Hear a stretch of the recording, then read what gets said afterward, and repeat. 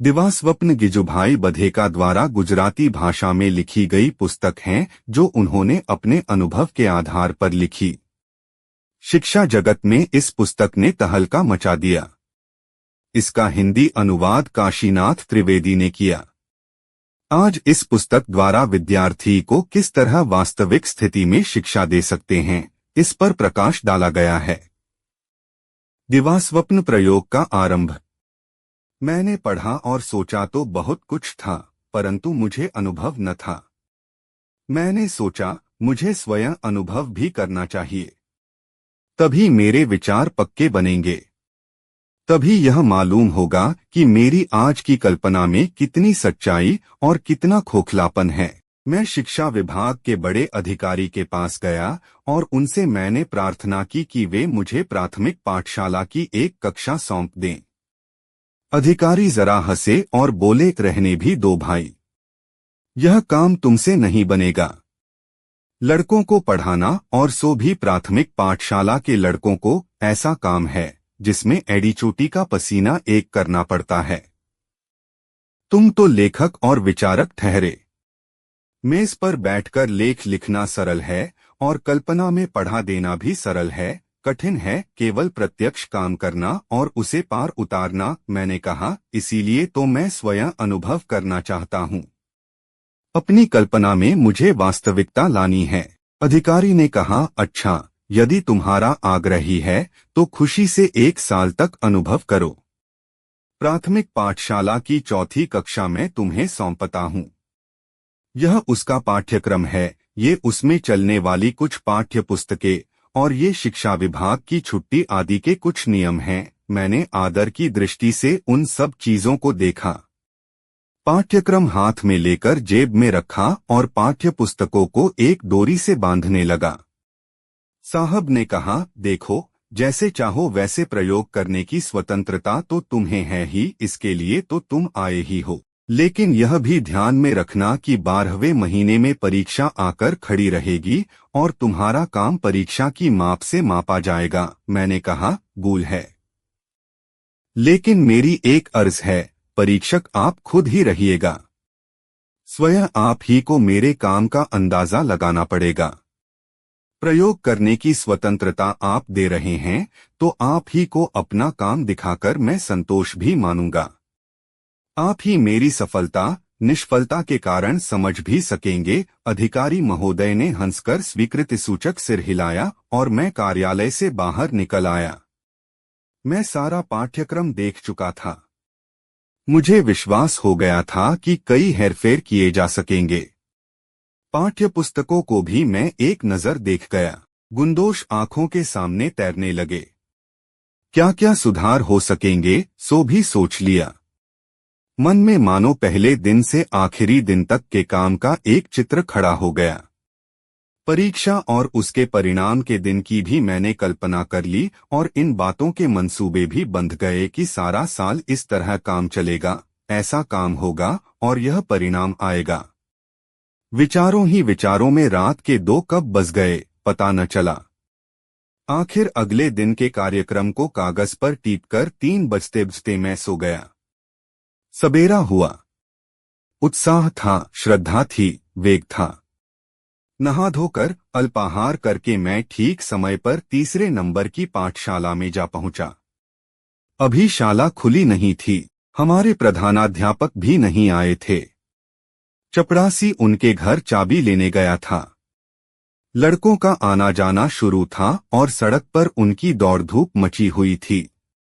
मैं सोच रहा था कब पाठशाला खुले और कब कक्षा को संभाल कर काम शुरू करूं, कब अपनी नई योजनाएं पेश करूं, कब व्यवस्था और शांति दाखिल करूं, कब रसिक रीति से पाठ समझाऊं और कब छात्रों के मन हर लूं। उस समय शायद मेरे दिमाग में खून बड़ी तेजी से चक्कर काट रहा होगा। घंटी बजी। लड़के कक्षा में आकर बैठे और प्रधानाध्यापक ने मेरे साथ आकर मुझे मेरी कक्षा दिखाई और लड़कों से कहा, देखो, ये महाशय लक्ष्मी शंकर आज से तुम्हारे शिक्षक हैं। ये कहें वैसा ही करना, इनकी आज्ञा मानना, देखना कोई ऊधम न मचाना। प्रधानाध्यापक बोल रहे थे और इधर मैं अपने अगले 12 महीनों के साथियों के सामने देख रहा था। कोई मुस्कराया, किसी ने तिरछी निगाह करके आंख मारी, किसी ने ऐंठ के साथ सिर हिलाया, कुछ मेरे सामने आश्चर्य और मजाक की नजर से देखते रहे और कुछ भौंचक खड़े रहे। मैंने देखा कि इन लड़कों को मुझे पढ़ाना था। इन मस्खरे, ऊधमी, ऐंठबाज और चित्रविचित्र लड़कों को। मन थोड़ा शह तो खा गया, थोड़ी छाती भी धड़क गई, लेकिन सोचा परवाह नहीं, धीरे धीरे देख लूंगा। मैंने रात टीपी हुई बातें जेब से निकालकर देख लीं। लिखा था पहले शांति का खेल, फिर कक्षा की सफाई की जांच, फिर सहगान, फिर वार्तालाप आदि। मैंने लड़कों से कहा, आओ हम शांति का खेल खेलें। देखो मैं शांति यह कहूं, तब सब चुपचाप बैठ जाना, बराबर पालथी मारकर बैठना। देखना कोई हिलना डुलना तक नहीं। फिर मैं दरवाजे बंद करूंगा और अंधेरा होगा। तुम सब शांत रहना। तुम्हें आसपास का कोलाहल सुनाई देगा, उसे सुनने में बड़ा मजा आएगा। तुम्हें मक्खियों की भिनभिनाहट सुनाई पड़ेगी। तुम्हें अपना श्वासोच्छ्वास भी सुनाई पड़ेगा। फिर मैं गाऊंगा और तुम सुनना। इतना कह चुकने के बाद मैंने शांति का खेल शुरू किया। मैं शांतिया बोला, लेकिन लड़के तो धक्का मुक्की में और बातों में लगे थे। 2-4 बार बोला, लेकिन मानो हवा ही में न बोलता हो। मैं मन में सटकाया, यह तो कैसे कहता कि चुप रहो, गड़बड़ न करो, तमाचा मारकर डराता भी कैसे। खैर मैं आगे बढ़ा और खिड़कियां बंद की। अंधेरा हुआ और ध्यान चला। लड़कों में से कोई ऊँ करने लगा, कोई हाव हाव करने लगा, तो कोई घमघम पैर पछाड़ने लगा। इतने में एक ने ताली बजाई और सब ताली बजाने लगे। फिर कोई हंसा और हंसी उड़ने लगी। मैं खिसिया गया, मुंह मेरा फीका पड़ गया। मैंने खिड़कियां खोल दी और थोड़ी देर कमरे के बाहर जाकर वापस आया। सारी कक्षा उधम मचाने में लगी थी। लड़के एक दूसरे से शांति कह रहे थे। कुछ खड़े होकर खुद ही खिड़कियां बंद कर रहे थे। मैंने सोचा मेरे ये नोट्स तो बेकार हैं। घर में बैठे बैठे नोट्स लिखकर कल्पना में पढ़ा देना सहल था, लेकिन यह तो लोहे के चने चबाना है। जो अब तक कोलाहल और ऊधम में पले हुए हैं, उनके सामने शांति का खेल अभी तो भैंस के सामने भागवत पढ़ने के समान है। लेकिन चिंता नहीं। अच्छा ही हुआ कि पहले ही कौर में यह मक्खी आ गई। कल से अब नया आरंभ करूंगा। मैं कक्षा में आया और लड़कों से कहा, भाइयों आज अब अधिक काम नहीं करेंगे। अब कल से अपना नया काम शुरू होगा। आज तुम छुट्टी मनाओ। छुट्टी शब्द सुनते ही लड़के हो करके कमरे से बाहर निकले और सारे मदरसे में खलबली मच गई। वातावरण सारा छुट्टी छुट्टी छुट्टी से गूंज उठा। लड़के उछलते कूदते और छलांगे भरते घर की तरफ भागने लगे। पड़ोस के शिक्षक और विद्यार्थी ताकते रह गए। यह क्या है? प्रधानाध्यापक एकदम मेरे पास आए और जरा भौहें तान कर बोले, आपने इन्हें छुट्टी कैसे दे दी? अभी तो 2 घंटों की देर है। मैंने कहा, जी लड़के आज अभिमुख न थे, वे आज अव्यवस्थित भी थे। शांति के खेल में मैंने यह अनुभव किया था। प्रधानाध्यापक ने कड़ी आवाज में कहा, लेकिन इस तरह आप बगैर पूछे छुट्टी नहीं दे सकते। एक कक्षा के लड़के घर जाएं तो दूसरे पढ़ेंगे कैसे? आपके ये प्रयोग यहां नहीं चल सकेंगे। उन्होंने जरा रोष में आकर फिर कहा, आपकी यह अभिमुखता जाने दीजिए। शांति का खेल तो होता है मोंटीसोरी शाला में। यह प्राथमिक पाठशाला में तो चट तमाचा मारा नहीं और पट सब चुप हुए नहीं, और फिर नियमानुसार सब पढ़ते पढ़ाते हैं। आप भी उसी तरह पढ़ाएंगे तो बाहर महीनों में परिणाम नजर आएगा। आज का दिन तो यूं ही गया और उल्लू बने सो घाते में मुझे अपने प्रधानाध्यापक पर दया आई। मैंने कहा, साहब, तमाचा मारकर पढ़ाने का काम तो दूसरे सब कर ही रहे हैं और उसका फल मैं तो यह देख रहा हूं कि लड़के बेहद असभ्य, जंगली, अशांत और अव्यवस्थित हैं। मैं तो यह भी देख सका हूं कि इन 4 वर्षों की शिक्षा में लड़के मानो यही सीखे हैं, हाँ हाँ हूँ और तालियां बजाना। उन्हें अपनी पाठशाला से प्रेम तो है ही नहीं। छुट्टी का नाम सुना नहीं कि उछलते कूदते भाग गए। प्रधानाध्यापक बोले, तो अब आप क्या करते हैं? हम देख लेंगे। मैं धीमे पैरों और बैठे दिल से घर लौटा। लेटे लेटे विचार करने लगा, भाई काम तो मुश्किल है, लेकिन इसी में तो मेरी सच्ची परीक्षा है। चिंता नहीं, हिम्मत नहीं हारनी चाहिए। इस तरह कहीं शांति का खेल होता है। मोंटीसोरी पद्धति में इसके लिए पहले से कितनी तालीम दी जाती है। मैं भी थोड़ा मूर्ख तो हूं ही कि पहले ही दिन यह काम शुरू कर दिया। पहले मुझे उन लोगों से थोड़ा परिचय बढ़ाना चाहिए। मेरे लिए उनके दिल में कुछ प्रेम और रस पैदा होना चाहिए। तब कहीं वे मेरा कहना कुछ सुने और करेंगे। जहां पाठशाला नहीं बल्कि छुट्टी प्यारी है, वहां काम करने के मानी है भगीरथ का गंगा को लाना। दूसरे दिन के काम की बात ठहराई और मैं सो गया। रात तो आज के और अगले दिन के काम के सपने देखने में ही बीत गई। पाठशाला खुली और मैं कक्षा में गया। लड़के मुझे घेर कर खड़े हो गए और मौज में आकर मजाकिया तौर पर लेकिन बिना डरे कहने लगे, मास्टर साहब, आज भी छुट्टी दीजिए न। आज भी छुट्टी छुट्टी छुट्टी। मैंने कहा, अच्छी बात है, छुट्टी तो आज भी दूंगा, लेकिन सारे दिन की नहीं, 2 घंटों की। पहले ठहरो, मैं तुम्हें एक कहानी सुनाता हूं, तुम सब सुनो। बाद में हम दूसरी बातें करेंगे। मैंने तुरंत ही कहानी शुरू की। एक था राजा, उसके थीं 7 रानियां। 7 के 7 कुंवर और 7 के 7 राजकुमारियां। गड़बड़ गड़बड़ और होहल्ला मचाते हुए सब लड़के मुझे घेर कर बैठ गए। मैं कहानी कहते कहते जरा रुका और बोला, देखो सब अच्छी तरह बैठो, यूं तो काम न चलेगा। सब कुछ ठीक बैठ गए और कहने लगे, तो झट कहानी कहिए न। झट कहिए, आगे क्या हुआ? मैंने मुस्कुराते हुए शुरू किया। उन 7 राजकुमारियों के 7 महल और महल महल में 7 मोती के झाड़। लड़के तो फटी आंखों कहानी सुनने लगे। सारी कक्षा में सन्नाटा था, न कोई बोलता था न चालता था। प्रधानाध्यापक ने सोचा होगा, आज इस कक्षा में इतनी अधिक शांति क्यों है? बस वे कक्षा में आ धमके। मुझसे बोले, कहिए, कहानी सुना रहे हैं? मैंने कहा, जी हाँ।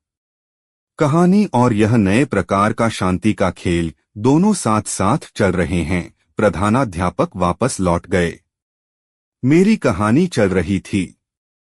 उधर आसपास की कक्षाओं में बड़ा कोलाहल हो रहा था। मैंने कहा, देखो आसपास कैसी गड़बड़ हो रही है। सब लड़कों ने उस कोलाहल के प्रति अपना तिरस्कार प्रकट किया। कहानी आधी खत्म हुई और मैंने कहा, बोलो भाइयों, छुट्टी चाहते हो तो बंद कर दूं, नहीं तो कहानी आगे चालू रखूं? सब बोले, चालू चालू। हम छुट्टी नहीं चाहते। मैंने कहा, अच्छी बात है, तो अब कहानी सुनो। लेकिन मैं बोला, बीच में हम थोड़ी बातचीत कर लें, फिर घंटी बजने तक मैं कहानी ही सुनाऊंगा। एक लड़का बोला, नहीं, बातचीत कल कीजिएगा। झट कहानी कहिए कि पूरी हो। मैंने कहा, कहानी तो इतनी लंबी है कि 4 दिन चलेगी। सब, ओहो, इतनी लंबी? तब तो बड़ा मजा आएगा। मैंने जेब से रजिस्टर निकाला और नाम लिखना शुरू किया। सबने बारी बारी से अपने नाम लिखवाए, पटपट और झटझट। फिर मैंने हाजिरी ली और कहा, देखो, अब से हम कहानी शुरू करने से पहले हाजिरी भरेंगे, फिर कहानी कहेंगे। इतना कहकर मैंने कहानी जो छेड़ी सो ठेठ घंटी बजने तक। समय पूरा हो चुका था, लेकिन लड़के तो कहते थे, नहीं, अभी बैठिए और कहानी कहिए। मैंने कहा, बस भाइयों, अब कल। फिर पूछा, कल छुट्टी या कहानी? सब बोले, कहानी कहानी कहानी। यह कहकर वे चले गए। कल के छुट्टी छुट्टी छुट्टी शब्दों के बदले आज वातावरण में कहानी कहानी और कहानी शब्द गूंज उठे। मैंने सोचा चलो आज का दिन तो सुधरा। यह सच है कि कहानी एक अजब जादू है और 16:15 आने सच है। दूसरे दिन सवेरे सब लड़के मुस्कराते मुस्कराते आए और मैं कक्षा में पहुंचा कि एक पर एक गिरते पड़ते मुझे घेर कर बैठ गए। बोले चलिए मास्टर साहब अब कहानी कहिए। मैंने कहा पहले हाजिरी, फिर थोड़ी बातचीत और फिर हमारी कहानी। जेब से खड़िया मिट्टी का टुकड़ा निकालकर मैंने एक गोला कार बनाया और कहा देखो रोज इस पर आकर बैठा करना। बैठकर दिखाते हुए कहा इस तरह।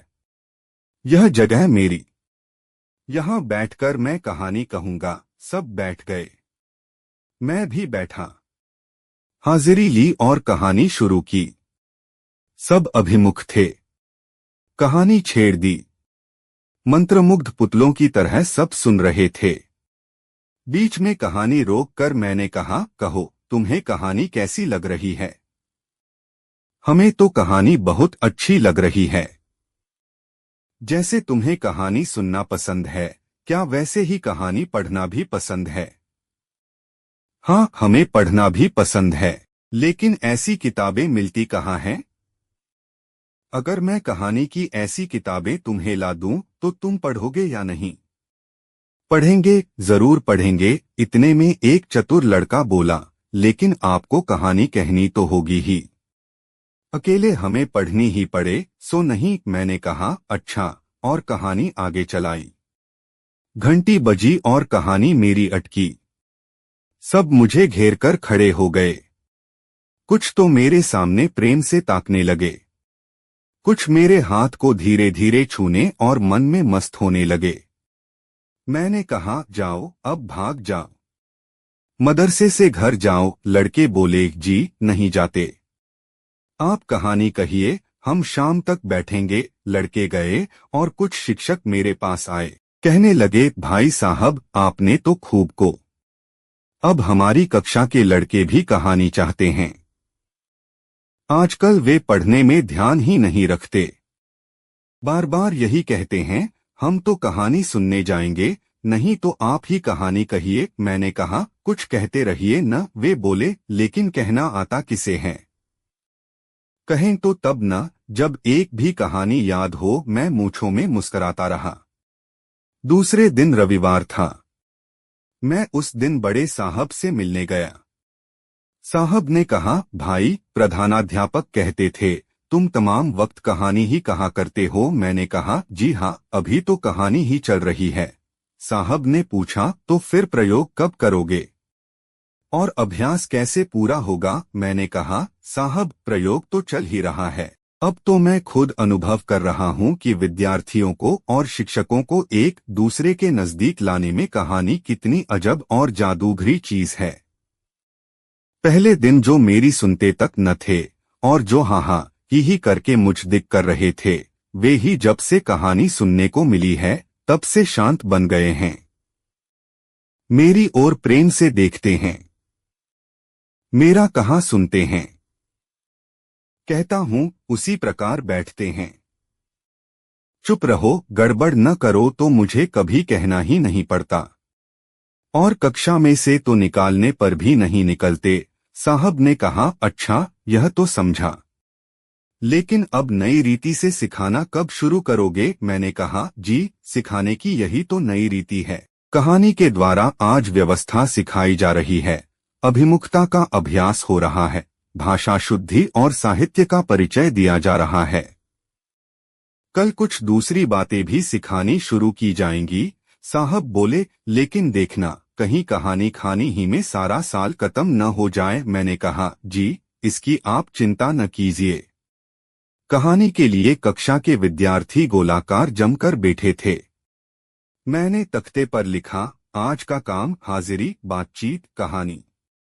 हाजिरी भरने के बाद मैंने बातचीत छेड़ी। मैंने कहा लाओ देखें तुम्हारे नाखून कितने बढ़े हुए हैं। सब खड़े होकर अपने हाथ तो दिखाओ। हर एक लड़के के नाखून बढ़े हुए थे, नाखूनों में मैल भी खूब जमा था। मैंने कहा, तुम्हारी टोपियां हाथ में लो और देखो कितनी मेली और कैसी फटी टूटी हैं। सबने अपनी टोपियां देखीं। किसी बिरले की ही टोपी अच्छी थी। मैं बोला, देखो तुम्हारे कोट के बटन साबुत हैं। फिर मैंने कहा, आज और ज्यादा जांच नहीं होगी, कहानी में देर हो रही है। यह कहकर मैंने कहानी शुरू कर दी। कहानी के बीच में एक लड़के ने पूछा, जी कहानी की किताबों का क्या हुआ? मैंने कहा, 1-2 दिन में ले आऊंगा। हाँ, जो कहानी की किताबें पढ़ना चाहते हों वे अपने हाथ उठाएं। हर एक विद्यार्थी का हाथ उठा हुआ था। मैंने पूछा, तुमने कहानी की जो किताबें पढ़ी हों उनके नाम तो बोलो। कुछ लड़कों ने 2-4 कहानियां पढ़ी थीं। वे 4ठी कक्षा तक आ चुके थे, फिर भी उन्होंने पाठ्य पुस्तकों को छोड़कर और पुस्तकें बहुत ही कम पढ़ी थीं। मैंने पूछा, तुम में से कोई मासिक पत्र भी पढ़ता है? 2 जनों ने कहा, जी हम बालसखा पढ़ते हैं। मैंने कहा, अच्छी बात है। मैं कहानियां लाऊंगा और तुम पढ़ना। इतनी अधिक कहानियां लाऊंगा कि तुम पढ़ते पढ़ते थक जाओगे। सब बहुत ही प्रसन्न दिखाई पड़े। फिर कहानी आगे चली, सो घंटी बजने तक। छुट्टी हुई और मैंने कहा, भाई एक बात सुनते जाओ। गोले पर बैठकर सुनो। कल ये नाखून कटवाकर आना भला। खुद काट सको तो खुद काट लेना, नहीं तो बाबूजी से कहना या फिर नाई आए तो उससे कटवा लेना। एक बोला, जी मैं तो दांत से काट लूंगा। मैंने कहा, नहीं भाई ऐसा न करना। नाखून या तो नहनी से कटते हैं या छुरी से। मैंने फिर कहा, एक तमाशा हम और करेंगे। सब बोले, वह क्या? तुम नंगे सिर पाठशाला आया करो। यह गंदी टोपी किस काम की? और हमें टोपी की जरूरत ही क्या है? सब हंस पड़े। कहने लगे, भला नंगे सिर मदरसे आ भी सकते हैं? प्रधानाध्यापक नाराज न होंगे। मैंने कहा, कल से मैं नंगे सिर ही आऊंगा और तुम भी सब आना। लड़के बोले, लेकिन बाबूजी मना करेंगे तो कह देना कि यह तो फिजूल का बोझ है। गंदी टोपी पहनने से तो न पहनना अच्छा है। मैंने और भी कहा, देखो कोट के बटन जरूर लगवाते आना, ऐसा तो अच्छा नहीं दिखता। सब मन में विचार करते करते घर गए। रास्ते में मुझे प्रधानाध्यापक जी मिले। कहने लगे, अजी भाई साहब तुम तो कुछ का कुछ कर रहे हो। ये सब ढोंग क्यों करते हो? नाखून कटवाना और बटन लगवाना और यह और वह। नए ढंग से पढ़ाना सिखाने आए हो तो पढ़ाओ न। ये काम तो माँ बाप के हैं, वे करेंगे, नहीं तो हमें क्या पड़ी है। और सुनो, लड़कों को नंगे सिर तो पाठशाला में आने नहीं दिया जा सकता। यह तो असभ्यता होगी। इसके लिए साहब के हुक्म की जरूरत है। मैंने कहा, साहब पढ़ाई की ये ही तो नई बातें और नई रीतियां हैं। मैले कुचले और बेढंगे लड़कों की पहली पढ़ाई और क्या हो सकती है? आप ही देखिए न। जब मैंने उन लोगों से कहा तो सबके सब शर्माए तो सही। उनमें यह ख्याल तो पैदा हुआ ही है कि इस तरह गंदा रहना ठीक नहीं। मुझे तो विश्वास है कि आगे बहुतेरे छात्र सफाई से रहने की कोशिश शुरू करेंगे। रही टोपियों की बात, सो इस संबंध में मैं बड़े साहब का मत जान लूंगा। और अलबत्ता उनका हुक्म न मिला तो यह परिवर्तन बंद रहेगा। मैं घर गया, भोजन किया और तुरंत ही बड़े साहब के घर पहुंचा। कहिए, आज इस समय कैसे? जी, एक मामले में आपकी राय लेनी है। कहिए, क्या बात है? क्या कक्षा में मैं और मेरे विद्यार्थी नंगे सिर नहीं आ सकते? क्यों, किस लिए? उनकी टोपियां इतनी ज्यादा गंदी और चित्र विचित्र हैं कि वे बिना टोपी के ही आएं तो क्या बुराई है? इस उम्र में उनके सिर यह बोझ न भी हो तो क्या हानि है? लेकिन लोगों को यह बात विचित्र और हास्यास्पद नहीं मालूम होगी। सो तो होगी ही। पर इस संबंध में आपके क्या विचार हैं? मेरे विचार में तो अपने इस प्रयोग के सिलसिले में हम ऐसी सामाजिक बातों को न छुए तो ठीक हो। हमें तो पाठशाला की चहारदीवारी के अंदर बैठकर यही देखना है कि आज की शिक्षा प्रणाली में क्या और कैसे सुधार हम कर सकते हैं। टोपी वोपी को तो छोड़ो भाई। आपका यह विचार मुझे थोड़ा संकुचित तो लगता है, लेकिन मैं तत्काल ही इसके लिए आग्रह नहीं करूंगा। आरंभ ही में मैं लोगों का और आपका विरोध मोल लेना नहीं चाहता। मैंने कहा, यदि लड़के कक्षा में नंगे सिर रहकर काम करें तब तो कोई एतराज नहीं होगा न? साहब ने कहा, नहीं, बिल्कुल नहीं। कक्षा में तो आप मन चाहा सुधार कीजिए। ऐसा करते करते यदि लोग उसे स्वीकार कर लें तो टोपी पहनाने का मेरा अपना आग्रह बिल्कुल नहीं है। मैंने कहा, बहुत अच्छा। अब एक दूसरी बात भी पूछे लेता हूँ। मुझे अपनी कक्षा में एक छोटा सा पुस्तकालय स्थापित करना है। उसके लिए मुझे रुपए मिल सकेंगे? साहब ने कहा, रुपए? भला रुपए कैसे मिल सकते हैं? यह प्रयोग तो एक तरह से तुम्हारे और मेरे बीच का है। बजट में जितने रुपए हैं उन्हीं से हमें तो शाला चलानी है। तुम्हारी पाठशाला के तुम्हारे दर्जे के हिस्से में जो 8-12 आने आए उन्हीं से सब खर्च चलाना होगा। मैंने कहा, तब क्या हो? साहब बोले, तो अभी तो इस विचार को रहने दो। मैंने कहा, मेरे पास एक दूसरी योजना भी है, पर आप स्वीकार करें तब न। और वह यह है कि हर एक छात्र को पाठ्य पुस्तकें तो खरीदनी ही पड़ती हैं। हिंदी की चौथी पुस्तक, उसकी कुंजी और इतिहास की किताबें तो सब छात्र खरीदते ही हैं। हाँ, सच है। तो मैं यह कहना चाहता हूँ कि छात्रों से पाठ्य पुस्तकें खरीदवाई ही न जाएं और उन पुस्तकों की कीमत में अच्छी अच्छी पढ़ने योग्य पुस्तकें खरीद ली जाएं और उनका एक पुस्तकालय बना दिया जाए। अच्छा, लेकिन पाठ्य पुस्तकों के बिना पढ़ाओगे कैसे? जी, मैंने इसका विचार कर रखा है। पढ़ाने की पद्धति के परिवर्तन पर मुझे पूरा विश्वास है। मैं आपको काम करके दिखाऊंगा और इस संबंध में आपको पूरा विश्वास भी दिला सकूंगा। बहुत अच्छा, मैं मानता हूं कि प्रयोग तुम्हारा है और परिणाम भी तुम्ही को दिखाना है, लेकिन मुझे थोड़ी चेतावनी तो दे ही देनी चाहिए। देखो, छात्रों को आवारा न बनने देना। प्रयोग में मैं तुम्हारे साथ तो हूं ही, लेकिन जरा छाती धड़क जाती है। मैंने कहा, साहब आप विश्वास रखिए, एक बार देखिए तो सही। प्रयत्न हमारा है और ईश्वर ने चाहा तो सफलता भी हमारी ही होगी। अच्छा, लेकिन वर्ष के अंत में तुम्हारे इस पुस्तकालय का क्या होगा? छात्रों में वे किताबें बांट दोगे? जी हाँ, एक तरह तो किताबें सारी कक्षा की ही होंगी और वे कक्षा वालों को वापस मिलनी ही चाहिए। लेकिन यदि मैं माँ बापों को समझा सका कि वे पुस्तकें वापस न मांगें और कक्षा के पुस्तकालय में ही रहने दें, तो पुस्तकालय स्थायी बनेगा और हर साल उसमें नई नई किताबें बढ़ती रहेंगी। न जाने लोगों को तुम्हारी बात गले उतरेगी भी। बाकी विचार तो सुंदर है। अवश्य हो, इसे एक अवसर तो दे ही दो। लेकिन फिर वो सवाल यह उठता है कि पढ़ाते समय पाठ्य पुस्तकों के बिना कैसे चलाओगे? जी, मैंने सब कुछ सोच रखा है। साहब से विदा होकर मैं घर आया। दूसरे दिन पाठशाला खुली। मैंने सोचा था शायद लड़के नंगे सिर आवेंगे, लेकिन मेरी आंखें खुल गईं।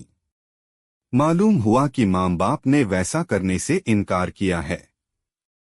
उन्होंने कहा था, नंगे सिर भी कहीं जाते होंगे? तुम्हारा शिक्षक तो पागल है। मैंने नाखून देखे, लेकिन 2-4 के ही कटे पाए। घर को अनेक प्रकार की कठिनाइयां इसका कारण थीं। कोट के बटन सीने की फुर्सत किसे थी जो सी देता? एक माँ ने तो यहाँ तक कहला भेजा था कि मास्टर साहब, आप पढ़ाने आए हैं तो पढ़ाइए साहब, पर से नए नए हुनर क्यों निकालते हैं? हमें भी तो कुछ कामकाज होगा, न कि लड़के के नाखून काट दें और बटन सी दें और यह कर दें और वह कर दें। हमारे लड़कों का तो ऐसा ही चलता रहता है। हमें तो मरने की भी फुर्सत नहीं। फिर आपकी यह बेगार कौन धोए? मैं तो दंग रह गया। सोचा था पाठशाला खुलते ही कक्षा साफ और सुथरी मिलेगी, लेकिन उसके बदले ऐसे ऐसे संदेश मिले। खैर, परवाह नहीं। मैंने सोचा यूं तो काम न चलेगा। मुझे एक ओर माँ बापों का सहयोग प्राप्त करना होगा और दूसरी ओर ऐसी योजना करनी पड़ेगी जिससे छात्रों को पाठशाला में ही इन बातों का शौक लग जाए। उस दिन मैंने उनसे कोई बातचीत नहीं की, बस छूटते ही कहानी शुरू कर दी और शुरू की हुई कहानी पूरी सुना दी। लड़के कहने लगे, दूसरी कहानी। मैंने कहा, कल से नई कहानी शुरू करेंगे। आओ आज थोड़ा खेल लें। खेलें? लड़के आश्चर्य से मेरी तरफ ताकते रहे। हाँ खेलेंगे। खेल खेलेंगे। कहो, तुम कौन कौन से खेल जानते हो? कई खेल जानते हैं, लेकिन उन्हें कक्षा में खेल कैसे सकते हैं? क्यों नहीं खेल सकते? जी, यह तो पाठशाला का समय है। इस समय कभी लड़के खेलते भी हैं? किसी दिन खेलते देखा है, लेकिन हम तो खेलेंगे। तुम्हारे साथ में भी खेलूंगा। आओ हम खेलें। कुछ लड़के तो पुतले की तरह खड़े ही रहे, कुछ हूहू करते हुए खेलने दौड़े। इतने में तो हो हल्ला मच गया। दूसरी कक्षा के लड़के भी कमरों में से झांक झांक कर देखने लगे और मेरे साथी शिक्षक भी मेरे सामने ताकते रह गए। इसी बीच प्रधानाध्यापक एकाएक आए और मुझे टोका, देखिए, यहाँ पास में कोई खेल नहीं खेले जा सकते। चाहे तो दूर उस मैदान में चले जाइए। यहाँ दूसरों को तकलीफ होती है। मैं लड़कों को लेकर मैदान में पहुंचा। लड़के तो बेलगाम घोड़ों की तरह उछल-कूद मचा रहे थे। खेल खेल। हाँ भैया खेल। मैंने कहा, कौन सा खेल खेलोगे? एक बोला खो खो, दूसरा बोला नहीं कबड्डी, तीसरा कहने लगा नहीं शेर और पिंजड़े का खेल, चौथा बोला तो हम नहीं खेलते, पांचवा बोला रहने दो इसे, हम तो खेलेंगे। मैंने लड़कों की ये बिगड़ी आदतें देखी। मैं बोला, देखो भई, हम तो खेलने आए हैं। नहीं और हाँ और नहीं खेलते और खेलते हैं। करना हो तो चलो वापस कक्षा में चलें। लड़के बोले, नहीं जी, हम तो खेलना चाहते हैं। मैंने कहा, तो आओ आज खो खो खेलें। दो जने नेता बन जाओ और दूसरे दो सलाह करके आओ। लड़के गए। फिर साथी तलाशने में बहुत कुछ देर लगी। एक कहता, मैं भीड़ू बनता हूँ, दूसरा कहता, मैं बनता हूँ। आखिर मैंने दो जनों के नाम सुझा दिए और दो टुकड़ियां कर दी। तब कहीं खेल शुरू हुआ, लेकिन यह तो गली कूचों में खेलने वाले लड़कों का खेल निकला। कोई जबान बंद करके खेलता ही न था। हर एक बिला वजह कुछ न कुछ बोलता ही रहता था। हाँ आओ मियां जी पकड़ो, बस पकड़ा पकड़ा। तुम्हारी क्या बिसात, जो तुम पकड़ सको। जरा संभालना। अरे वाह, जरा देखो तो सही, वह उघर से निकल जाएगा। अरे ध्यान रखो, ध्यान। देखो, मैं कहता न था कि वह निकल भागेगा। बड़े बातें करने लगे और उधर से वह निकल भागा। लो हार गए न। मैंने सोचा, यह खेल का मैदान है या भाजी बाजार, खो खो का खेल है या हल्ले गुल्ले की बाजी। खेल खत्म होते ही जीते हुए लड़कों में से एक ने कहा, लो हम जीते। हाँ हम ही जीते। मेहनत तो खूब की, लेकिन कुछ चला भी। भीड़ अच्छा था तो क्या हुआ, सामने वाला चिढ़ा और घुरका। बोला, हाँ मैं हारा। तो बोलो अब क्या करोगे। पहले वाला फिर बोला, तुम हारे हम जीते। करेंगे क्या। जीते जीते जीते। हारने वाले के मुंह पर गुस्सा था। वह बोला, बस अब चुप भी रहोगे या नहीं। नहीं तो देखा है यह पत्थर। जीतने वाला बोला, देखा देखा। चिढ़ाएंगे चिढ़ाएंगे और फिर चिढ़ाएंगे।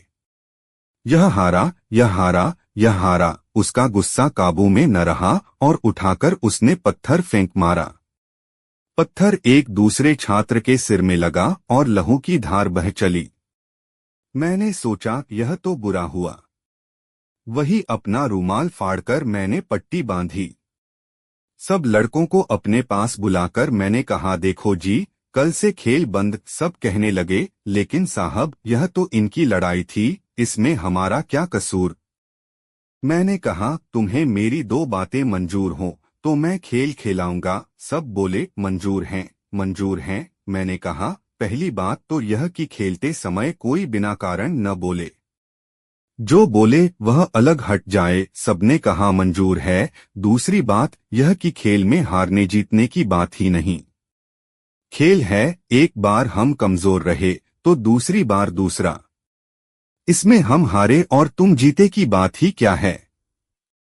खेलने का मतलब है खेलना, कूदना, दौड़ना और मौज करना। हारना और जीतना और फिर सिर फोड़ना, हमें इसकी जरूरत ही क्या। सब बोले, हमें यह भी मंजूर है। हम सब खेलकूद कर पाठशाला में आए। साथ में सिर फूटा हुआ वह लड़का भी था। दूसरे शिक्षक और लड़के उसे देखने बाहर आए। एक मस्खरे लड़के ने कहा, क्यों, कैसा खेल खेला। दूसरा बोला, अरे भाई, ये तो फाग खेलने गए थे, छुट्टी हुई और शिक्षक और प्रधानाध्यापक मुझसे मिले। एक शिक्षक ने कहा, किए, आज तो बड़ा युद्ध करवा दिया आपने। दूसरे शिक्षक बोले, अजी साहब, ये खेलवेल आप रहने दीजिए, यह 12 बापों की प्रजा ठही। इसे तो शाला की चहार दीवारी के अंदर ही रखिए और रटाइए और पढ़ाइए। आप इन्हें आजाद कर देंगे तो ये एक दूसरे का सिर फोड़ डालेंगे। गलियों में रोज क्या होता है, आप जानते नहीं।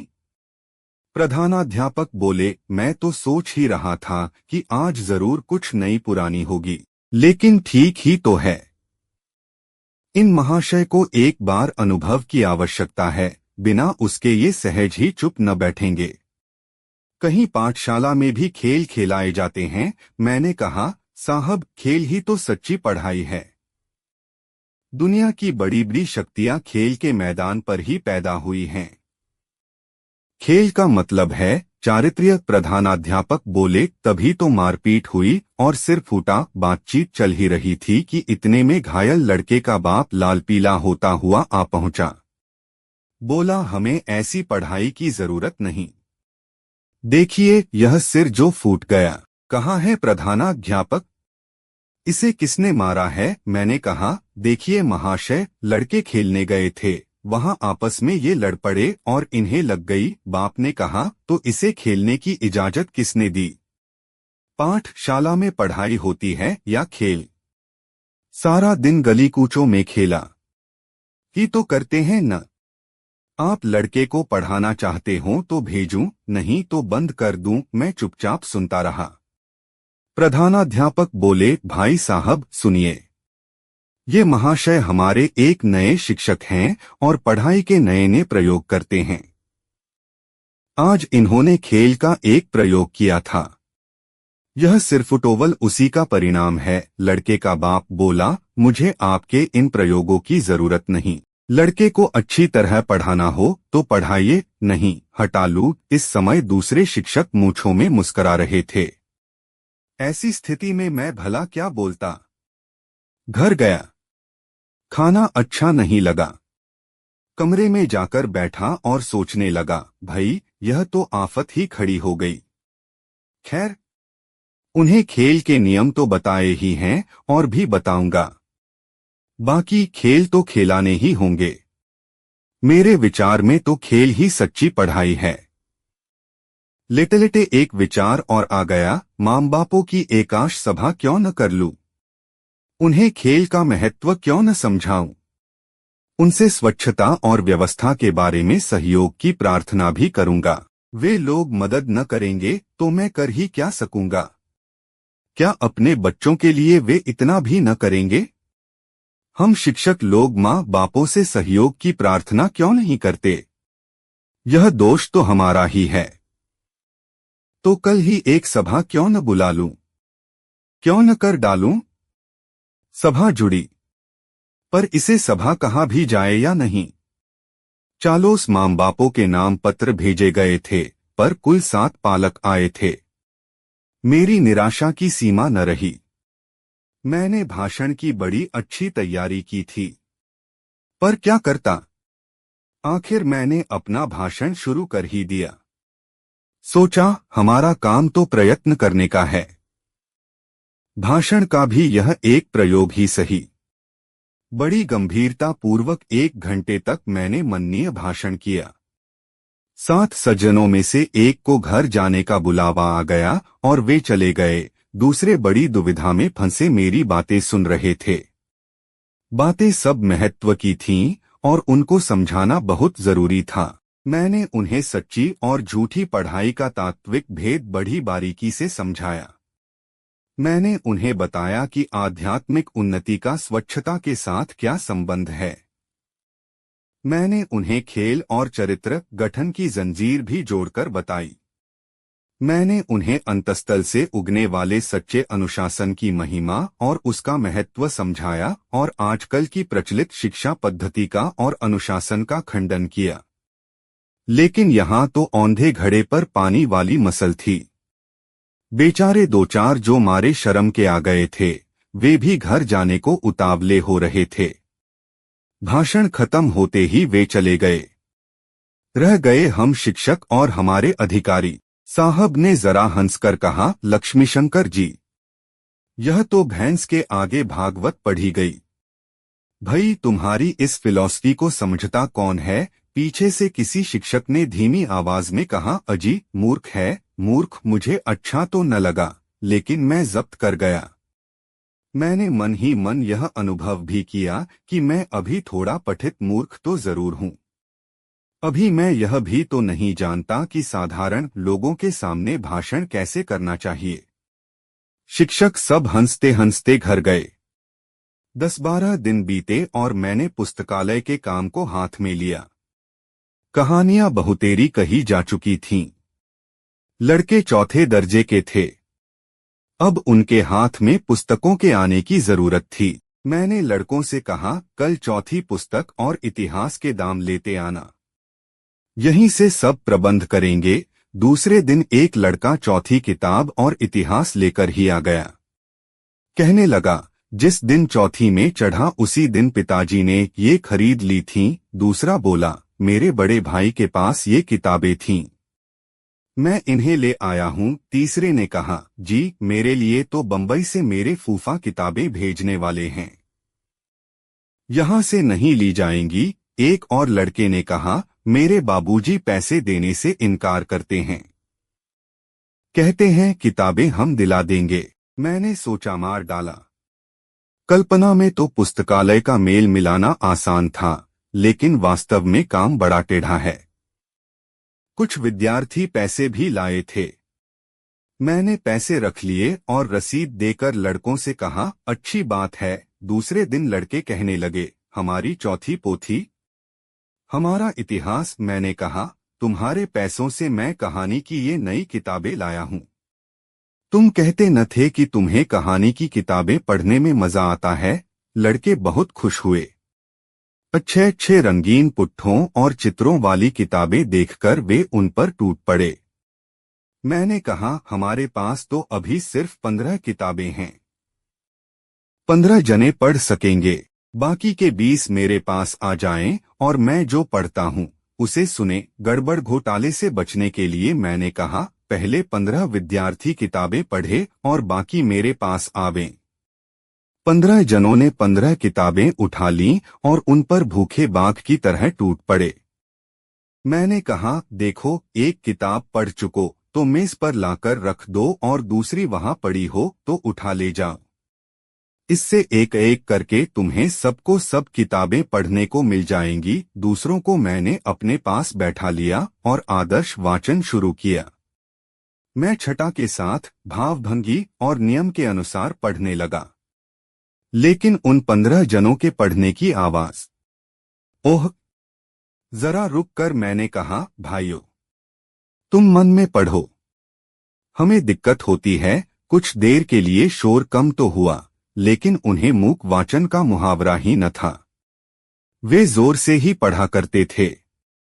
कुछ देर धीमे पढ़कर वे फिर जोर से पढ़ने लगे। मैंने उन्हें बरामदे में अलग अलग बैठकर पढ़ने को कहा और मैं अंदर रहा। आदर्श वाचन खूब चला। कहानी पसंदीदा थी, इसलिए सबने दिलचस्पी के साथ सुनी। घंटी बजने तक पुस्तक वाचन और आदर्श वाचन होते रहे और फिर हम घर गए। कहानी और खेल, पुस्तकालय और आदर्श वाचन, स्वच्छता और व्यवस्था की खटपट करते करते 2-3 महीने बाद की बात में बीत गए।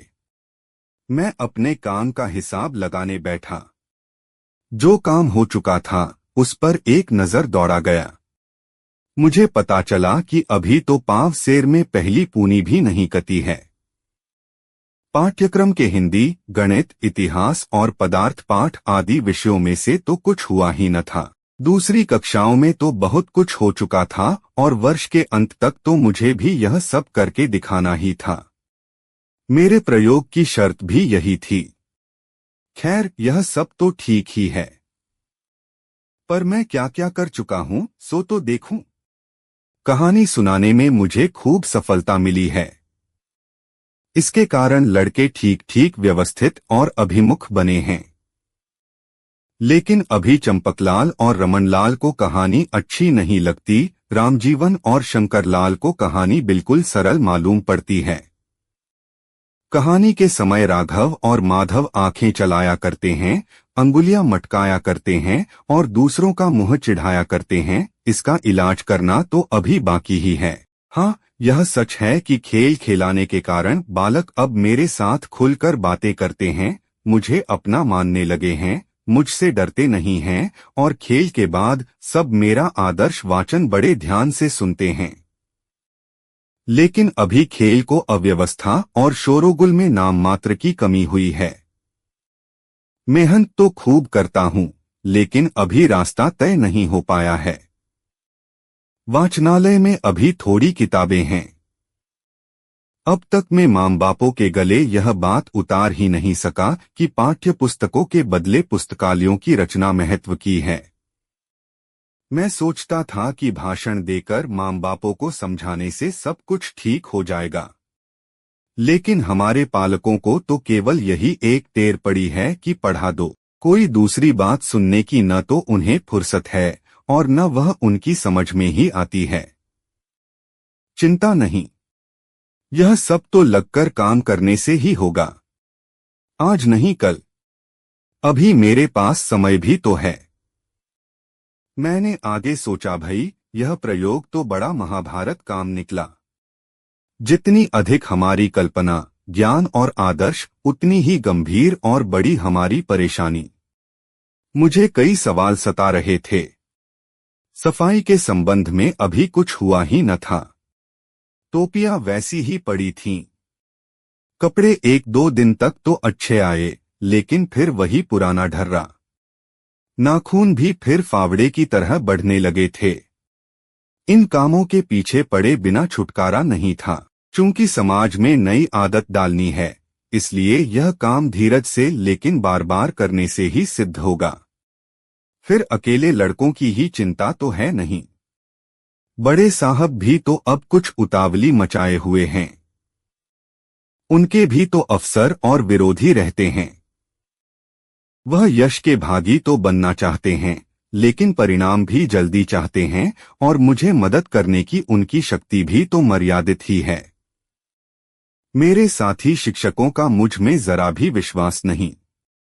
वे तो मुझे निरा मूर्ख समझते हैं। और हाँ, शायद मैं मूर्ख हूं भी।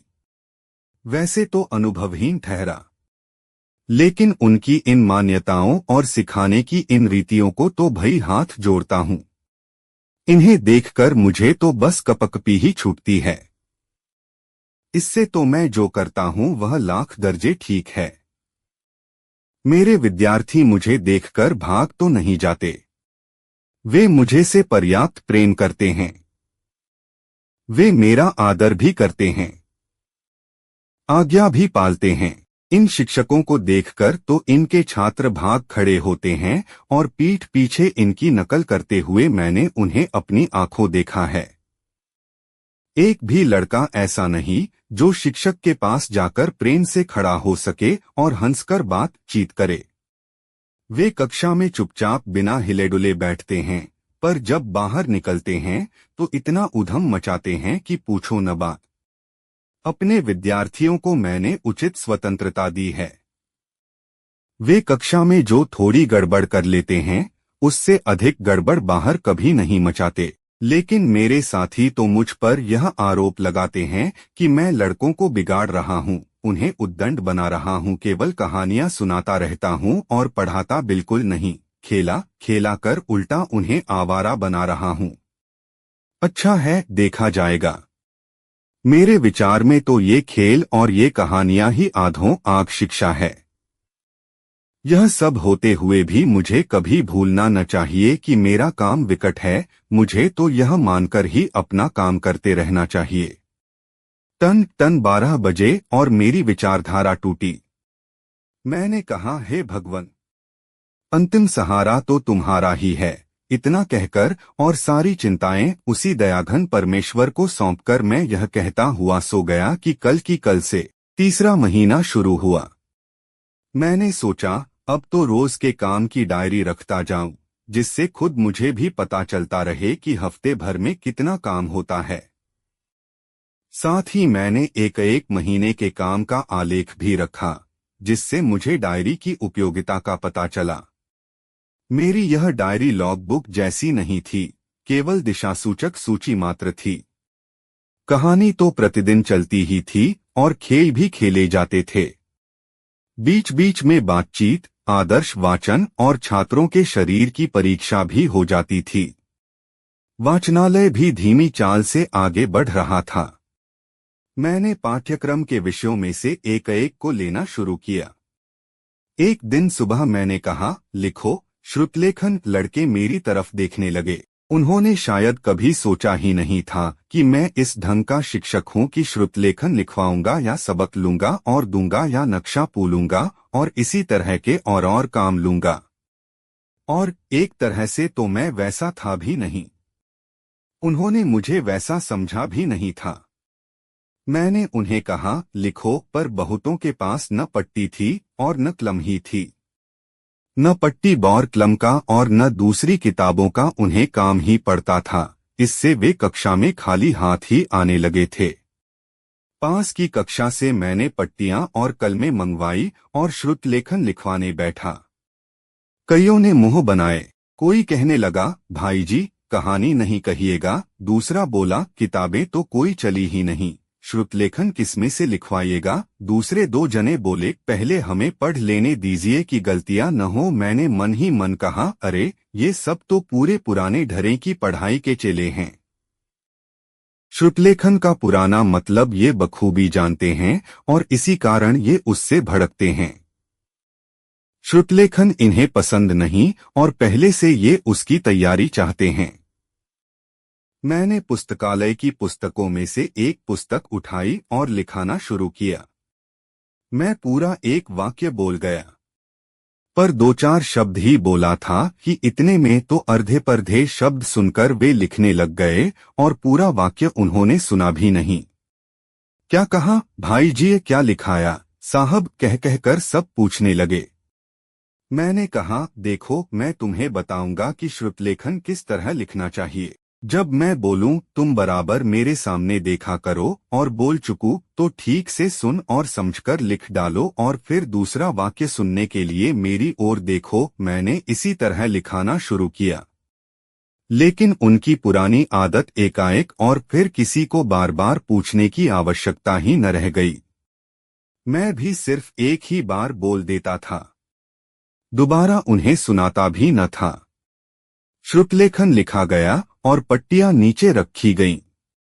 मैंने जांचा और जाना कि हिज्जों की भूलें बहुत पड़ती हैं, जुड़वा अक्षरों का भी ठिकाना नहीं है और अक्षर भी बराबर और अच्छे नहीं लिखे जाते हैं। मैंने किसी की चूकें नहीं निकाली थीं। एक एक करके सब पट्टियां देखीं और लौटा दी थीं। सब कहने लगे, हमारी भूलें कितनी हैं? मेरी कितनी हैं?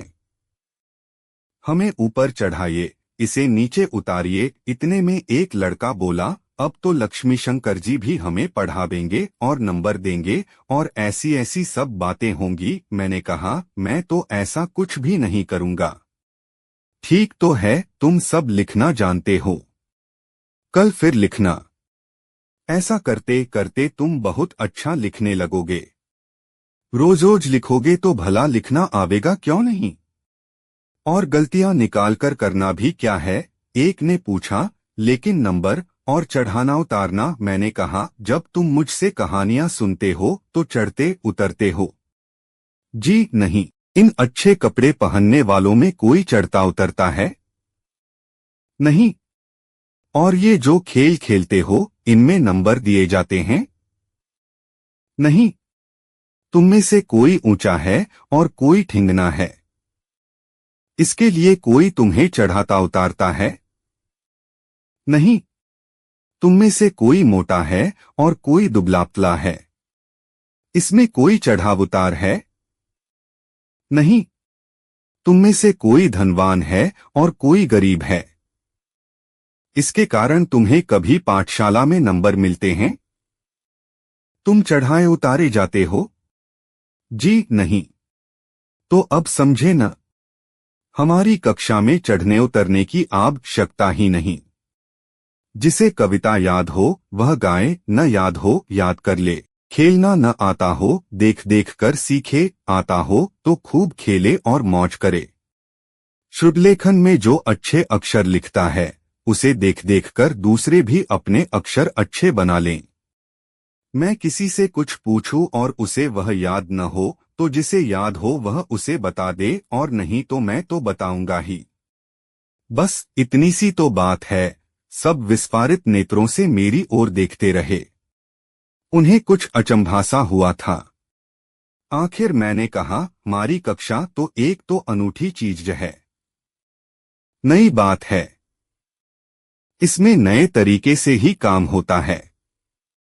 यह तो हमारी कक्षा है न? हमारी कक्षा शब्द में 2-3 बार जोर देकर बोला और लड़कों पर उसका रंग चढ़ा। कहने लगे, हमारी कक्षा। हमारी कक्षा तो एक अनूठी चीज है। हमारी कक्षा यानी एक नई बात। श्रुतलेखन के संबंध में मैंने 1 हफ्ते के अंदर खास सभी सुधार कर डाले। छात्रों से मैंने कह दिया कि वे प्रतिदिन घर से किसी भी किताब को 4 लकीरें देखकर सही सी लिख लाया करें। स्वयं मैंने उन्हें प्रतिदिन 10 मिनट वाक्य लिखाना शुरू किया। आपस में एक दूसरे को लिखाने और एक दूसरे की भूलें सुधारने के लिए भी उन्हें रोज के 15 मिनट मैंने सौंप दिए। संयुक्ताक्षरों का शुद्ध लेखन सिखाने के लिए मैंने कठिन जुड़वा अक्षरों की और खासकर चौथी किताब में आने वाले सारे जुड़वा अक्षरों की एक पोथी उन्हें बनवा दी, और वह पोथी सबको बारी बारी से पढ़ने और पट्टी पर लिखने के लिए दे दी। चौथी पोथी में आने वाले कठिन हिज्जों की एक सूची बनाना मैंने शुरू कर दिया और उसका उपयोग भी सोच लिया। अब हमारा काम ठीक चलने लगा था। एक दिन पास के कमरे से एकाएक अरे बाप रे, मरा रे, मार डाला रे की आवाज आई। हमारे कान खड़े हो गए। मैं कहानी कह रहा था। लड़कों का ध्यान बरबस उधर चला गया। मैंने कहानी बंद की और कहा, एक विद्यार्थी जाकर देख आए कि बात क्या है। कौन रोता है? किस लिए रोता है? एक समझदार लड़का देख आया और कहने लगा, जी, उस कक्षा के जीवनलाल को मास्टर साहब ने पीटा है। मैंने कहा, क्यों? उसे भूगोल याद नहीं था। मैंने फिर पूछा, तो इसमें पीटने की क्या बात थो? मेरा एक छात्र बोला, जब कोई सबक याद करके न लाएगा तो और क्या होगा। मैंने कहा, लेकिन किसी को याद ही न रहता हो तो? दूसरा बोला, सबक तो याद होना ही चाहिए। न होगा तो मास्टर और क्या करेंगे? सजा हो तो देंगे। मैंने पूछा, लेकिन किसी को घोटने पर भी याद न रहे तो? तीसरा बोला, तो भी मास्टर तो जरूर मारेंगे। वह और कर ही क्या सकते हैं? न याद रहेगा तो मारेंगे, पीटेंगे, सजा देंगे। मैंने कहा, अच्छी बात है, तो बोलो तुम में से कौन कौन मार खाने को तैयार हैं? सब बोले, जो नहीं तैयार तो कौन होगा? मैं बोला, मैं सबक दूं और तुम याद करके न लाओ तो मुझे तुम्हें मारना चाहिए या नहीं? लेकिन हम सबक याद करके ही लाएंगे। तुम उसे रटो और फिर भी तुम्हें याद न रहे तो क्या डॉट तो भी सजा न दीजिएगा तो अच्छा है। मारेंगे तो लगेगी। हाँ, हमें याद रहे तो फिर पढ़ाइएगा और हम फिर घोटेंगे। मैंने कहा, खैर। तो अब हम फिर कहानी शुरू करें न? लेकिन लड़कों का मन तो आज उस जीवनलाल में लगा था। वे कहते थे, देखना भला, जीवन ऐसा तो उस्ताद है कि बाद में शिक्षक को गाली देगा, दीवार पर उनकी तस्वीर बनाएगा और उनके नाम गालियां लिखेगा। मैंने कहा, जीवन को ऐसा नहीं करना चाहिए। शिक्षक के साथ ऐसा व्यवहार ठीक नहीं। सब कहने लगे, लेकिन शिक्षक भी तो उसे बहुत ही पीटते हैं। मैंने कहा, तो इसका कोई उपाय है? लड़के बोले, हाँ, उसे पीटना न चाहिए। मैंने कहा, फिर सबक का क्या होगा? लड़कों ने जवाब दिया, जो सबक याद करके न लाए उसे पाठशाला में से निकाल दिया जाए। नाहक मारने से क्या फायदा? यदि पीटने से विद्या आती हो तो लड़के पिटते तो रोज ही हैं। न एक ने कहा, अजी, जीवन का तो पढ़ने में मन ही नहीं लगता। उसे तो खरगोश पकड़ने का शौक है और ढोर चराने का वह रसिया है। दूसरा बोला, भैया, जीवन मदरसे में ही पिटता है, बाकी बाहर तो वही सब लड़कों को पीटता है। हम सब उससे डरा करते हैं। मैंने पूछा, वह किस जाति का है? लड़कों ने कहा, जी, वह जाति का कोली है। उसका बाप सरकारी नौकर है और उसे जबरदस्ती पढ़ाता है। पढ़ाने के लिए एक शिक्षक भी उसने रखा है। मैंने कहा, खेर, गोलो मारो इसे। चलो, हम तो अपनी कहानी पूरो करें। कहानी खत्म करके हम उठे और इतने में घंटी लगी। मैं सज्जा और उसके परिणामों का विचार करता करता घर पहुंचा। मुझे तो किसी को सजा देनी ही न थी, इसलिए मैं तो अपने मन में निश्चिंत था। इसी तरह कुछ दिन और बीत गए। एक दिन मैं बड़े साहब से मिला और मैंने कहा, साहब, एक ऐसा हुक्म जारी कर दीजिए कि पाठशाला में आने वाले बालकों को साफ कपड़े पहनकर ही आना पड़ेगा। सिर पर टोपी रखनी है तो वह मैली नहीं होनी चाहिए। बाल रखने हो तो वे कधी किए हुए होने चाहिए। हर हफ्ते बालक के नाखून काटने चाहिए और बाल बढ़े हुए हों तो बाल भी। बिना बटन या अधूरे बटन का कोट कभी कोई पहने ही नहीं। हर एक विद्यार्थी नहा धोकर ही शाला में आए, कम से कम मुंह और हाथ पैर धोकर तो जरूर आए। साहब ने शांति से सुना, हंसे और कहने लगे, क्यों, क्या माँ बाप तुम्हारे समझाए समझते नहीं? मैंने कहा, जी, उन्हें बहुतेरा समझता हूँ, पर बात कुछ गले उतरती ही नहीं। अच्छे अच्छे धनवान माता पिता भी नहीं समझते। कहते हैं, बचपन में हम भी इसी तरह पाठशाला जाते थे। कहते हैं, रोज रोज यह सब कौन करे? भाई, आपका काम पढ़ाने का है तो पढ़ाइए न, यह सब तो हम देख लेंगे। अब तक बहुत कम सुधार हो सका है। और सच तो यह है साहब कि मैं तो ऐसे विद्यार्थियों को पढ़ाना पसंद ही नहीं करता। साहब बोले, तुम बिल्कुल सच कहते हो। हमारा जन समाज कुछ ऐसा ही है। इस समाज को संस्कारी बनाना, असंभव को संभव करना है। फिर भी जब से यह विभाग मेरे हाथ में आया है, तब से माँ बापों पर भी हमारा कुछ ठीक असर पड़ा है। मैंने कहा, तो आप यह हुक्म जारी न कीजिएगा। भाई, ऐसा हुक्म तो मैं नहीं निकाल सकता। यह मेरे अधिकार से बाहर की बात है। आपके अधिकार से बाहर की? तो फिर आप इतने बड़े अधिकारी कैसे? भाई, यह तो एक छोटी रियासत है, लेकिन दूसरी जगह भी अधिकारियों के हाथ में ऐसी सत्ता नहीं रहती। मैंने कहा, तो फिर? साहब बोले, तुम बड़ी सत्ता को हिलाओ, वहीं से ऐसा हुक्म जारी हो सकता है। पर लोग इन हुक्मों का पालन कब करते हैं? और अगर उन्होंने हमारा हुक्म न माना तो हम उनका क्या कर लेंगे? उनके बालक को पाठशाला से बाहर न निकाल देंगे? यह नहीं हो सकता। यदि हमने ऐसा किया तो बड़ा गुल गपाड़ा मच जाएगा। मैंने कहा, जी, हो तो सब सकता है, लेकिन बिना सत्ता के चतुराई किस काम की? सच तो यह है कि हम शिक्षक हैं, हो किस बिसात में? साहब बोले, खैर, यही सही। अभी तो जैसा चलता है चलाए रखो जी, सो तो हो नहीं सकता। आखिर मैं तो पाठशाला के अंदर जितनी कोशिशें हो सकेंगी कर छूटूंगा। बालकों में वैसी आदत पैदा करूंगा। यही नहीं, फुर्सत मिलने पर इस संबंध में सार्वजनिक रूप से आंदोलन भी करूंगा। और साहब सच तो यह है कि लोग कितने ही बेपरवाह क्यों न हो, इसमें शक नहीं कि हमारे विद्यालयों का यह गंदा वातावरण हजारों रोगों का घर है। हमें इसे मिटाना ही होगा। साहब ने कहा, ठीक है, तुम जनसा चाहो करो। प्रयोग करने तो आए ही हो, लेकिन यह चौथा महीना पूरा होने आया है। याद रखो, समय सरपट बीता जा रहा है। नमस्कार करके मैं घर आया। मैंने अपने खर्चे से 2 उम्दा झाड़ू खरीदे, एक छोटा सा आईना लाया, एक कंघा, खादी का एक तौलिया और एक छोटी सी कैंची खरीदी। गनीमत थी कि पाठशाला के अहाते में पानी का एक नल था। उस दिन मैंने कक्षा में यह सब तैयारी करके रखी। दूसरे दिन मैंने लड़कों को एक कतार में खड़ा किया। अब तो वे भली भांति अभिमुख हो चुके थे। वे मुझसे प्रेम भी करने लगे थे। उन्हें विश्वास हो चुका था कि मैं जो कुछ करता हूँ उनके लाभ का ही करता हूँ। मैंने आईने में सबको उनके मुंह दिखाए और कहा, देखो, अगर तुम समझते हो कि तुम्हारा मुंह, आंख या नाक गंदी है तो नल पर जाकर उन्हें धो लो। अपने हाथ पैर भी धो और बाल भिगो लो। बस सब हाहू करते हुए एक साथ भागे और एक पर एक गिरते पड़ते मुंह, हाथ, पैर वरोरा धोने लगे।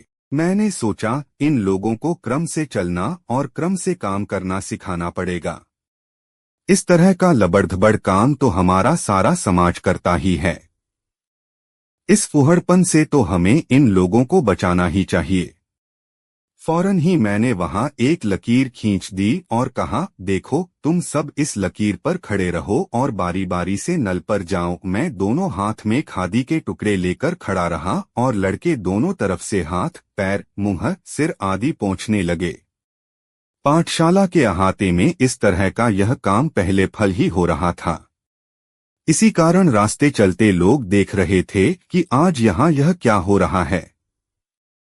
हाथ मुंह आदि धो चुकने के बाद हम कक्षा में गए। वहां उन्हें कंघा देते हुए मैंने कहा, देखो, अपने अपने बाल संवार लो। टोपियां मैंने उनकी एक कोने में रखवा ही दी थीं। लड़के अब स्वच्छ, सुंदर और स्वस्थ दिखते थे। मैंने खड़िया मिट्टी से एक गोला बनाया और सबको उस पर बिठाया। मैं भी वहीं बैठा और मैंने उनसे कहा, देखो, अब तुम्हारे हाथ कितने साफ हैं। तुम्हारा मुंह कितना सुंदर लगता है। तुम्हें यह पसंद है या नहीं? सबने कहा, जी हाँ, पसंद है। मैंने कहा, तो देखो, रोज पाठशाला से आकर पहले तुम यह काम कर लिया करो, बाद में हम दूसरे काम करेंगे। उस दिन मुझे बहुत अच्छा लगा। मन मेरा प्रसन्न था। मैंने कहा, आओ, आज हम एक कविता गाएं। पहली कविता जो मैं बोला वह एक प्रार्थना थी। अनायास ही आज मेरे मुंह से प्रार्थना निकल गई। उस दिन नाखून का काम रह गया, काफी का तो बाकी था ही। फिर भी तत्काल उसका विचार छोड़कर मैंने उस दिन का दूसरा काम शुरू कर दिया। मैंने सोचा, इतिहास की शिक्षा की नींव तो ये कहीनों हाथ डाल ही चुका हूँ, अब कविता की नींव लोकगीतों के पान द्वारा डालूं। मैंने गहरे विचार के बाद ठहरा लिया था कि पहले 6 महीने मुझ बुनियादी काम करना है और बाद के महीनों में मुझे उस पर विधिवत पढ़ाई की इमारत खड़ी करनी है। जब विद्यार्थियों को इस तरह की कोई नई बात मिलती है तो उससे उन्हें विनोद के साथ आनंद और प्रसन्नता भी होती है। मैंने लोकगीत का श्रीगणेश करते हुए कहा, देखो, मैं तुमसे गीत गवाऊंगा, तुम सब गाना। मैंने गाया, कान्हा कलेजे की कोर, सखीरी, कान्हा कलेजे की कोर, लेकिन मेरे साथ कोई गा ही न सका। मुझे आश्चर्य हुआ, चौथी कक्षा के विद्यार्थी इतना भी न गा सके, पर उन्हें गाने की आदत तो थी ही नहीं। मैंने दूसरा गीत छेड़ा, मेरा है मोर, मेरा है मोर, मोती चरनता मेरा है मोर, जबकि उन्होंने कुछ कुछ गाया। लेकिन 25-30 लड़कों ने एक साथ गाना शुरू किया तो उनके कोलाहल से सारी कक्षा गूंज उठी। पड़ोस के एक शिक्षक आए और बोले, भाई बस करो यह आवाज, हमें तो कान पड़े सुनाई भी नहीं देता। दूसरे शिक्षक ने कहा, ये महाशय तो रोज एक न एक नया नखरा निकालते हैं। ये हमें अपने छात्रों को सुख से पढ़ाने भी देंगे या नहीं? इन्हें परवाह ही क्या है? ये इस प्रयोग में सफल हो गए तो साहब हम ही से कहेंगे कि लो करो इस तरह और उस तरह, और यदि सफल न हुए तो अपना झोली झंडा लेकर चल देंगे। इतने में प्रधानाध्यापक आ गए। बोले, अजी लक्ष्मी शंकर जी, यह कोई चटशाला है जो यहाँ मुखपाठ की तरह कविता गवा रहे हो? देखो ये इनके नए प्रयोग हो रहे हैं। अरे इन गीतों को तो सभी जानते हैं, कहकर वे चल गए। उनके जाने पर मैंने सोचा, भाई तुम बुरे फंसे हो। खैर, सह गान को अभी एक ओर रखो और गान श्रवण शुरू करो। मैंने लड़कों से कहा, ठहरो मैं गाऊंगा और तुम सब सुनना। मैंने नथ घड़ दे सोनारा रे मोरी नथ घड़ दे सोनारा पद गाया। मेरा राग तो गधे को भी मोहित करने वाला था, लेकिन संतोष इतना ही था कि वह बेसुरा न था। किसी तरह काम चला। मैंने मन में कहा, भगवान ने मुझे एक कंठ और दे दिया होता तो क्या कहना था। चूंकि मैंने ढंग से और अभिनय पूर्वक गाया था और अभिनय का कुछ अभ्यास भी किया था, इसलिए मेरा गाना कुछ लड़कों को पसंद आया। पर कुछ तो इस बीच आलस मरोड़ने लगे थे और कुछ एक दूसरे की छेड़खानी भी करने लगे थे। वह चंपकलाल तो कानी आंख बनाकर मेरी मस्खरी ही कर रहा था। मैं भी यह सब देख रहा था, लेकिन मैं चुप रहा क्योंकि उनकी इन्हीं आदतों को तो मैं सुधारना चाहता था। जो छात्र संगीत के रसिया नहीं थे, उनसे मैंने कहा, भाई तुम अलग जा बैठो, अपनी पट्टी पर जो चाहो लिखो या कोई चित्र ही बनाओ। मैंने दूसरा गीत गाया। लड़कों की दिलचस्पी बढ़ी। फिर तीसरी चीज कही। उन्होंने दूसरे गीत को खूब पसंद किया और मुझे वह फिर गाना पड़ा। जैसे जैसे मैं गाता गया, उनका रस बढ़ता गया। अंत में मैंने लड़कों से कहा, देखो मैं रोज तुम्हें ऐसे ऐसे गीत गाकर सुनाऊंगा, लेकिन एक शर्त है, पाठशाला के अहाते में तुम उन गीतों को न गाना। पर 2 दिन के अंदर तो लड़के जहां तहां नथ घड़ दे गुनगुनाने लगे। मैंने उन्हें समझा दिया कि गाना ही चाहो तो मदरसे के बाहर गाना, मदरसे में नहीं। गांव के लोग आपस में बतियाने लगे, मई ये गीत किस जात के हैं? भगवान दर्जी ने कहा, ये तो नवरात के गरबे मालूम पड़ते हैं। रघुजी बोले, तो यह मास्टर कोई गरबे वाले होगा। क्या यह गरबे सिखाने आया है? लड़कों की माताएं कहने लगीं, तुम्हारे मास्टर मदरसे में औरतों के गीत क्यों गवाते हैं? पर अपने राम तो यह सब सुनी अनसुनी ही करते जाते थे। सुनने बैठो तो कान पक जाए और काम भी न चले। हमें तो बस जूझना चाहिए। नए क्षेत्र इसी तरह तो तैयार होते हैं। मैं